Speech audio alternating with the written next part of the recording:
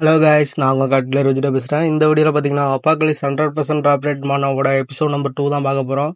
இந்த வீடியோவை ஸ்கிப் பண்ணால் பாருங்கள். ஏன் அப்படின்னு சொல்கிறீங்கன்னா, சீன் வேணா சீன் இருக்குது, ஃபைட் வேணா ஃபைட் இருக்குது, ரொமான்ஸ் வேணா ரொமான்ஸ் இருக்குது, எது வேணுமோ எல்லாமே இருக்குது.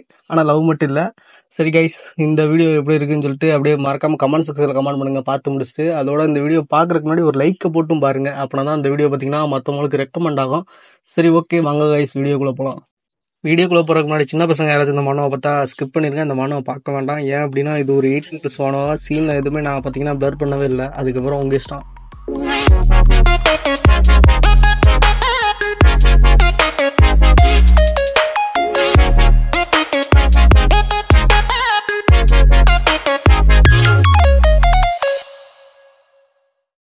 காய்ஸ், லாஸ்ட் சாப்டரில் பார்த்தா நம்ம ஹீரோ பார்த்தீங்கன்னா ஹீரோயினை போட்டு தள்ளியிருப்பான். போட்டு தள்ளிட்டு முதல்ல பார்த்தீங்கன்னா ரொம்ப வருத்தப்பட்டிருப்பான். அப்புறம் பார்த்தீங்கன்னா அப்படியே சந்தோஷத்தில் துள்ளி குதிச்சிருப்பான்.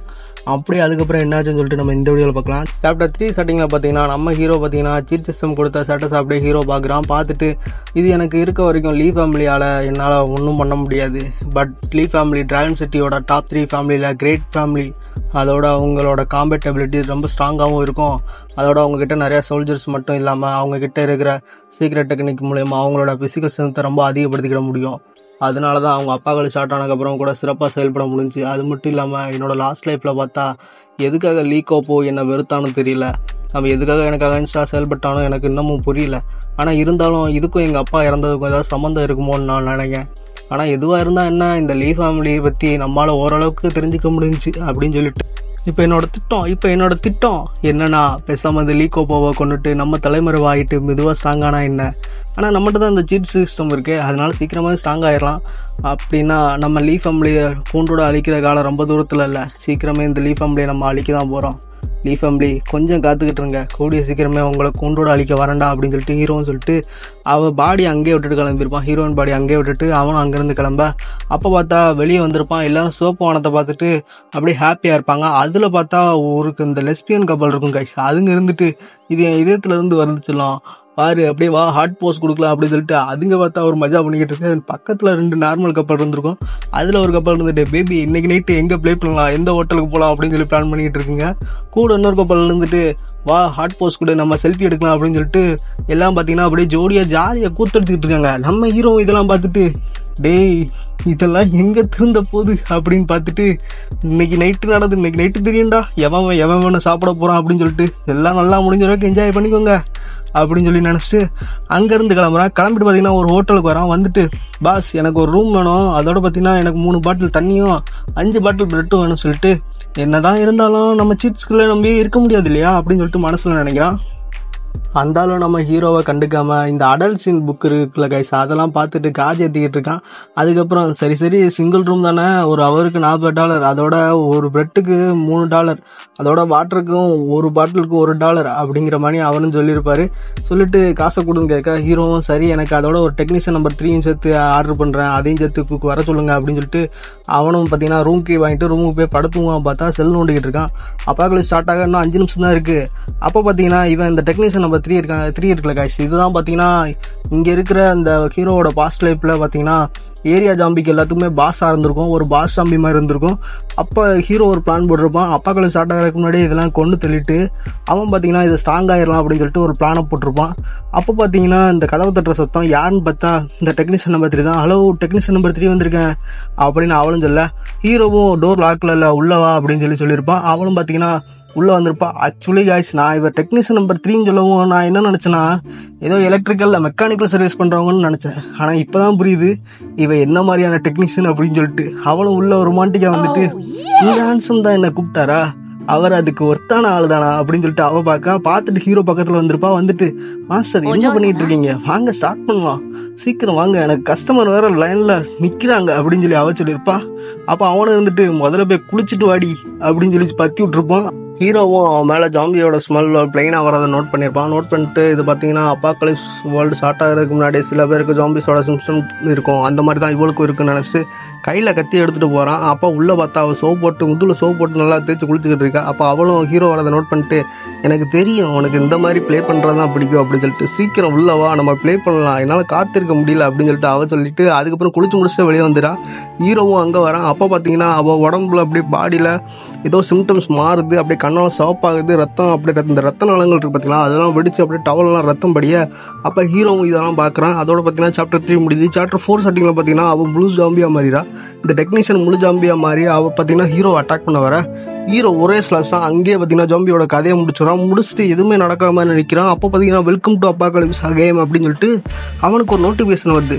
ஆக்சுவலி கைஸ் ஹீரோவோட சிஸ்டம் அப்புறம் அவனோட அந்த கிட் சிஸ்டம் எல்லாமே பார்த்தீங்க அப்படின்னா இது ஒரு அப்பாகலிப்ஸ் கேம் மாதிரி தான். இந்த அப்பாகலிப்ஸ் கேமால தான் உலகமே பார்த்தீங்கன்னா ஒரு டிசாஸ்டரில் மாட்டிக்கிடும். இதனால தான் எல்லோரும் ஜாம்பியாக மாதிரி இருப்பாங்க. இப்போ பார்த்தீங்கன்னா சிஸ்டத்தில் இருந்து பிளேயர் ப்ளீஸ் நீங்கள் எதை டெவலப் பண்ணணுமோ அதை டெவலப் பண்ணிக்கோங்க. இன்னுமே பார்த்தீங்கன்னா இந்த அப்பாகலிப்ஸோட எதாலையும் ஸ்டாப் பண்ண முடியாது, இந்த கேமை உங்களால் ஸ்டாப் பண்ண முடியாது, அதனால் உங்களால் எதை டெவலப் பண்ண முடியுமோ அதை டெவலப் பண்ணிக்கோங்க. நீங்கள் இந்த உலகத்தோட லக்கி பர்சன், இந்த உலகத்தில் இருக்க 80% ஆஃப் பீப்புள் அன்லக்கியாக ஜாம்பியாக மாறிட்டாங்க. அதோட அவங்களுக்கு பார்க்குற கேட்குற திறன்லாம் ரொம்ப அதிகமாக இருக்கும். வெறும் 20% பீப்புள் தான் நார்மல் ஹியூமனாக இருக்காங்க அப்படின்னு சொல்லிட்டு அவனுக்கு நோட்டிஃபிகேஷன் வருது. இப்போ சிஸ்டமும் ஸோ ப்ளீஸ் என்ஜாய் எக்ஸைட்டிங் இந்த கேம் ப்ராசஸ். அதோட நீங்கள் இதில் சர்வைவ் ஆகணும்னு சொல்லிட்டு நாங்கள் கேட்டுக்கிறோம். உங்களுக்கு ஆனால் இங்கே செகண்ட் சான்ஸுங்கிறது இல்லை. அதோட உங்களுக்கு இதுலேருந்து பெட்டர் எக்ஸ்பீரியன்ஸ் கிடைக்கும்னு சொல்லிட்டு நாங்கள் நம்புகிறோம். இப்போ நீங்கள் கேமை ப்ளே பண்ணுறதும் அதில் எப்படி கற்றுக்குறீங்கிறது உங்களோட சாய்ஸ் தான். அதோட நாங்கள் இங்கே கேம் ரூல்ஸ் இன்ட்ரடியூஸ் பண்ணுறோன்னு சொல்லிட்டு அதுவும் இன்ட்ரடியூஸ் பண்ணுது. அப்போ ரூல் நம்பர் 1 என்ன அப்படின்னு சொல்லி பார்த்தீங்கன்னா எல்லா ஜாம்பி அப்புறம் எல்லா விதமான மியூட்டட் பீஸ்ட்டும் நீங்கள் கொள்ளலாம். அதுலேருந்து உங்களுக்கு எக்ஸ்பீரியன்ஸும் கெயின் பண்ணிக்கலாம், லெவலப்பும் ஆகலாம். அதோட உங்களுக்கு அதுலேருந்து ரிவார்டும் கிடைக்கும். இது எல்லாமே உங்களோட கேம் எக்ஸ்பீரியன்ஸோட ரிலேட்டடான ஒரு விஷயந்தான். அதோட ரூல் நம்பர் 2 இன்ட்ரடியூஸ் பண்ணுது. அதில் பார்த்தீங்கன்னா ஜாம்பி மியூட்டட் பீஸ்ட்டு அப்புறம் இந்த மாதிரி இருக்கிற எல்லா பீஸ்ட்டையும் கொள்றதால உங்களுக்கு ட்ராப்ஸ் கிடைக்கும். அதில் பார்த்தீங்கன்னா ஐட்டம் ரிசோர்ஸஸ் எல்லாமே கிடைக்கும். பட் இது எல்லாமே உங்கள் லக்கை பொறுத்து தான் இருக்குது. ஆனால் இருந்தாலும் இதுலேயும் பார்த்தீங்கன்னா ரேங்கிங் சிஸ்டம்ங்கிற ஒரு விஷயம் இருக்க தான் செய்யுது. Bronze, silver, gold, diamond, epic, legendary, mythic அப்படின்னு சொல்லிட்டு இருக்குது. இதில் இவ்வளோதான் கைஸ் ரூல்ஸு. இதை பார்த்தீங்கன்னா இதோட இந்த ரூல்ஸ்லாம் அதோட முடியுது. இப்போ இதே மாதிரி மற்றவங்களுக்கும் சிஸ்டம் அவைக்கன் ஆகிருக்கு. அவங்களும் பார்த்தீங்கன்னா இந்த நோட்டிஃபிகேஷன் பார்க்குறாங்க. அந்த நோட்டிஃபிகேஷனில் ஹீரோ ஃபஸ்ட்டு யாரையோ கொண்டுட்டான்னு சொல்லிட்டு நோட்டிஃபிகேஷன் வருது. அவங்களும் அதை பார்த்துட்டு ஷாக் ஆகுறாங்க. அதில் இருந்துட்டு ஒரு பொண்ணு இருந்துட்டு என்ன இது என்னன்னே எனக்கு தெரியலை, இப்போ தான் ப்ளூ கலரில் நோட்டிஃபிகேஷன் வருது, இந்த நோட்டிஃபிகேஷன் என்னன்னே நான் ரிசர்ச் பண்ணலை, ஆனால் அதுக்குள்ளே ஒருத்தன் ஒரு ஜாம்பியை கொண்டுட்டானா அப்படின்னு அவள் ஆச்சரியப்படுறா. இவளோட நேம் பார்த்தீங்கன்னா ஜிகோ கைஸ். அதோட பார்த்தீங்கன்னா அதுக்கப்புறம் இன்னொருத்தனை இன்ட்ரடியூஸ் பண்ணி வைக்கிறாங்க. அவனோட நேம் பார்த்தீங்கன்னா கூகேட் ஜி. இவனும் பார்த்தீங்கன்னா நோட்டிஃபிகேஷனை பார்த்துட்டு இன்ட்ரெஸ்டிங், என்னோட சீக்கிரமாகவே ஒரு ஜாம்பியை கொண்டுட்டானே அப்படின்னு சொல்லிட்டு அவன் பார்க்குறான். இப்போ ஹீரோக்கு இருக்கிற ஸ்டேட்டஸ் காட்டுது. ஹீரோவும் அதை பார்த்துட்டு ஹை மைண்டோட சுறுசுறுப்பான எபிக் ரேங்க் டேலண்ட் இருக்குது, இது எல்லாத்தையும் நான் பாஸ்ட் லைஃப்பில் கற்றுக்கிட்ட பாடம் தான் இதுக்கு எல்லாத்துக்குமே காரணம். அதோட இதில் இருக்கிற ஹீரோவோட ப்ரெஸ்டீஜ் அப்புறம் கோல்டு காயின்ஸோட இதெல்லாம் சேர்த்து நான் ஃப்யூச்சரில் என்னென்ன பண்ணலான்னு இருக்கேனோ அது எல்லாத்துக்குமே இது எனக்கு ரொம்ப ஹெல்ப்ஃபுல்லாக இருக்கும். அதோட இந்த ப்ரெஸ்டீஜ் மூலமாக ஸ்டோரில் அதுவும் ஸ்பெஷல் ஸ்டோரில் இருக்கிற ஐட்டத்தெலாம் நான் குறைஞ்ச விலையில் டிஸ்கவுண்ட்டில் வாங்கிக்கிட முடியும் அப்படின்னு சொல்லிட்டு ஹீரோவும் சொல்கிறான். ஹீரோவோட இப்போ டைட்டில் ஆப்டன் ஆகிருக்கு. ஹீரோட டைட்டில் என்னன்னா ஃபர்ஸ்ட் பிளட். ஏன்னா அவன் தான் நான் முதல்ல ஜாம்பியை கொண்டா, அதனால் அவனுக்கு ஃபர்ஸ்ட் பிளட் அப்படிங்கிற டைட்டில் கிடச்சிருக்கு. அதோட பார்த்தீங்கன்னா ஆட்ரிபியூட் பாயிண்ட் +1 இன்க்ரீஸ் ஆகிருக்கு.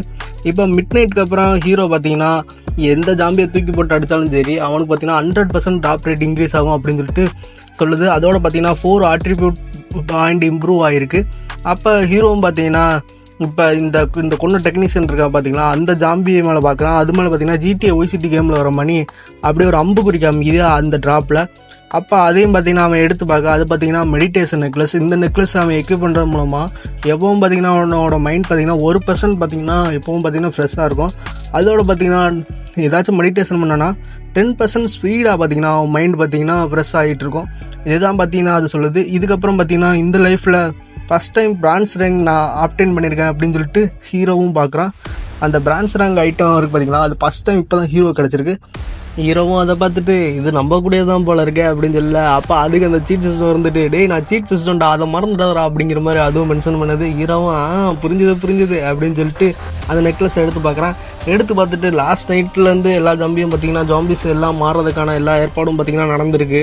அதெல்லாம் ஹீரோ நினச்சி பார்த்துட்டு இன்றைக்கி நைட்டு 8 மணிலேருந்து வேட்டையை ஆரம்பிக்கலாம், இந்த பில்டிங்லேருந்து எல்லாத்தையும் வேட்டையை ஆட ஆரம்பிச்சிடலாம் அப்படின்னு சொல்லிட்டு அவனும் நினைக்கிறான். அதோட பார்த்தீங்கன்னா சாப்டர் 3 முடியுது. சாப்டர் 4 பார்த்தீங்கன்னா அதுக்கப்புறம் வர சாப்டர் 4, 5, 6ன்னு எல்லாமே பார்த்தீங்கன்னா ரொம்ப ஷார்ட்டாக இருக்கும். அதனால சீக்கிரமே முடிஞ்சு போயிடும். இந்த மனு சீக்கிரம் முடிஞ்சிடும்.